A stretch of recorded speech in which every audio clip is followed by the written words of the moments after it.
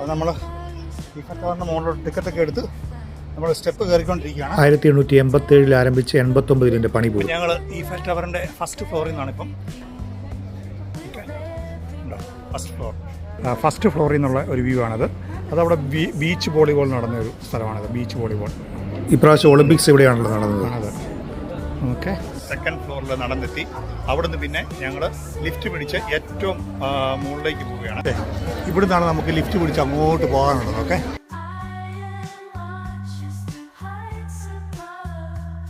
Top ഫ്ലോറിൻ്റെ അവിടുന്ന് നമ്മുടെ sign river കാഴ്ചകളാണ്.